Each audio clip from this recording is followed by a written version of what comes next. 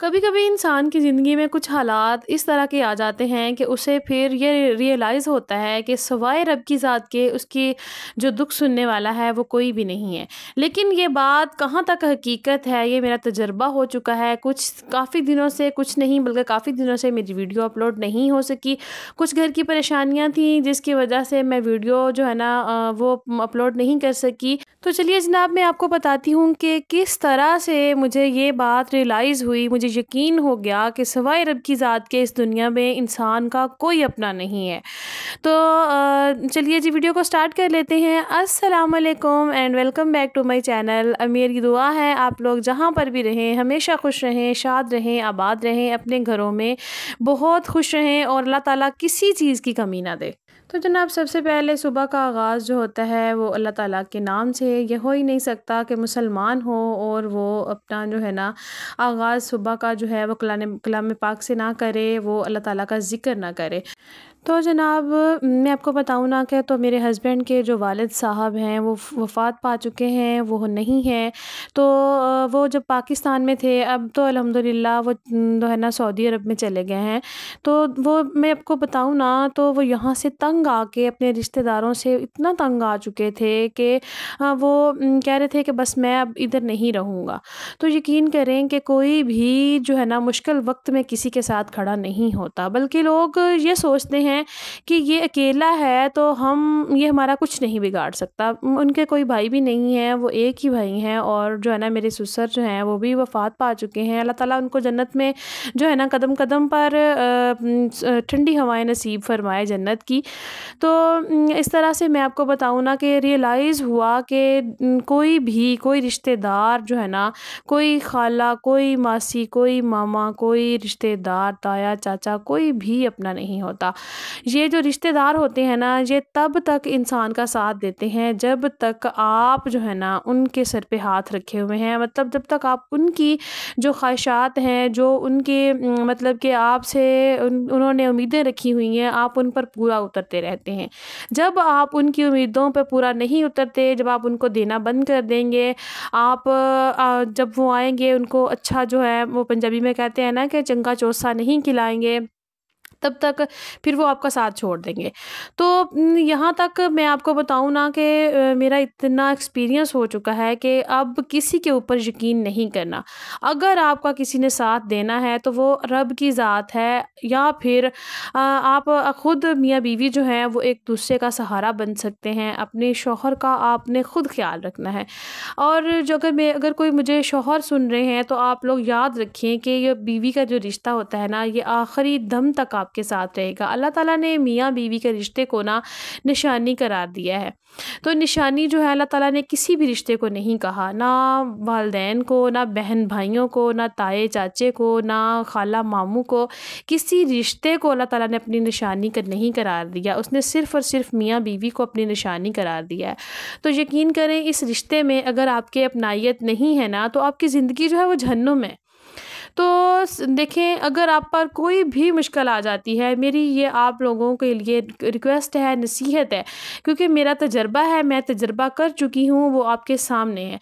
अगर आपके ऊपर कोई भी परेशानी आ जाती है, कोई भी आपके ऊपर मुसीबत आ जाती है, तो कभी भी किसी रिश्तेदार का सहारा लेने की कोशिश ना करें।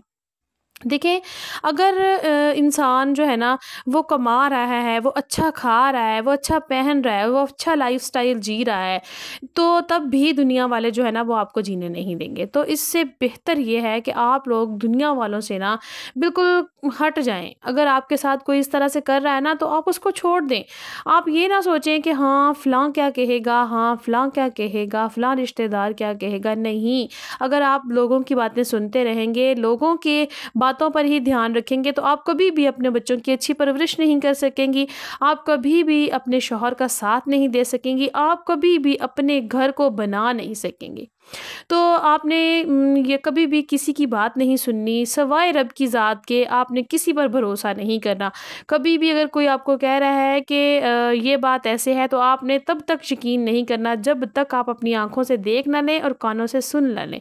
क्योंकि ये जो दुनिया है ना, ये कभी भी किसी को खुश नहीं देख सकती। तो ख़ास तौर पर जो आजकल के तो हालात इस तरह के हैं कि ख़ास तौर पर ये जो ख़ास अपने रिश्ते होते हैं ना, जो ख़ास अपने रिश्ते होते हैं, खूनी रिश्ते जो होते हैं, वो ज़्यादा हमें धोखा दे रहे होते हैं। तो ये मेरा तजुर्बा है, मैं आप लोगों को कुछ सुनी-सुनाई बात नहीं बता रही। ये ऐसा हो रहा है और ऐसे ही हो रहा है, बाप बेटे को कत्ल कर रहा है, ब बेटा बाप को कत्ल कर रहा है, बेटियाँ माँ को माँ नहीं समझ रहीं। यही वजह है जिसकी वजह से खूनी जो रिश्ते हैं, उनके अंदर से अपनाहियत ख़त्म हो चुकी है। तो जनाब गर्मी इतनी ज़्यादा है कि घर की सफाइयाँ जो है ना वो भी करने को दिल नहीं करता।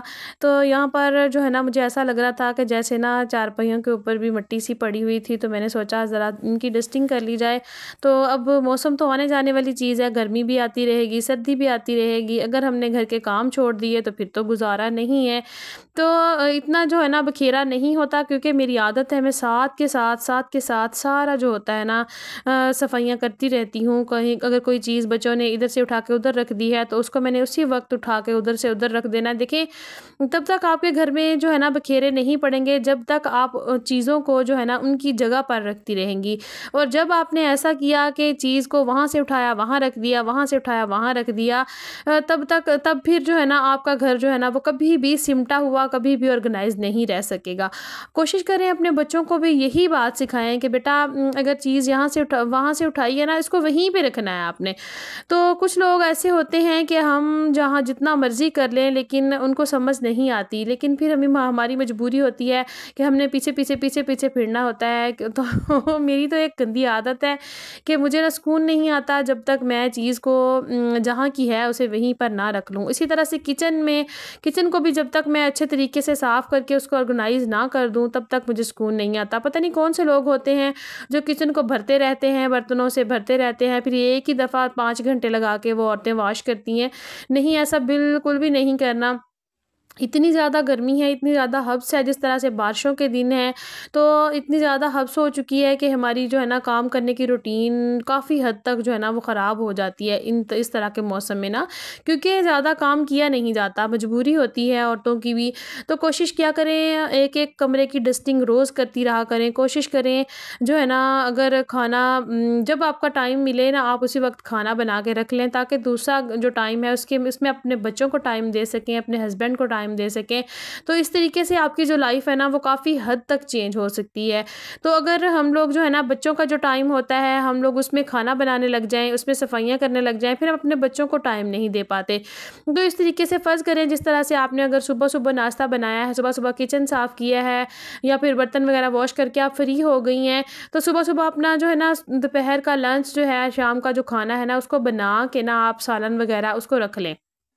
तो इस तरह से हमारा आधा जो काम होता है ना वो ख़त्म हो जाता है। और हमारे जो बच्चे होते हैं ना, फिर शाम को अक्सर मेरे तो बच्चों की यही आदत है, तो फिर मैं तो शाम को उनको लेके अक्सर औक़ात वो मेरे पास खेलते रहते हैं। अगर मैंने वीडियो बनानी हो तो वीडियो बना लेती हूँ, अगर मैंने मोबाइल पे कुछ देखना हो तो पास बैठ के ही उनके देख लेती हूँ। वो मेरे पास बैठे खेलते रहते हैं या फिर वो टीवी लगा लेते हैं। तो इस तरीके से हमारे घर की जो रूटीन होती है ना वो भी सेट हो जाती है, और हमारे जो बच्चे होते हैं हम लोग उनको भी टाइम दे सकते हैं। देखिए, किसी की तरफ देख के कुछ औरतों को आदत होती है कि वो किसी की तरफ देखती हैं कि हाँ फ़लाँ तो औरत ऐसे काम करती है, हाँ वो फ़लाँ ऐसे काम करती है। देखें, हर किसी की अपनी अपनी घर की रूटीन होती है, हर किसी का अपना अपना तरीका होता है। अब कुछ लोग होते हैं वो सुबह जल्दी उठ जाते हैं, कुछ लोग होते हैं कि वो सुबह को ज़रा लेट उठते हैं। तो इसी तरह कभी भी किसी की तरफ देख के ना अपने आप को बदलने की कोशिश मत करें। तो यही मेरी छोटी सी वीडियो थी आज आप लोगों के लिए। वीडियो अच्छी लगी हो तो आप लोगों ने जो है ना चैनल को सब्सक्राइब लाजमी करना है और कमेंट लाजमी करना है। तो मिलूंगी कल एक नए वीडियो के साथ, तब तक के लिए मुझे दीजिए इजाज़त। दुआ में याद रखिएगा। अल्लाह हाफिज़।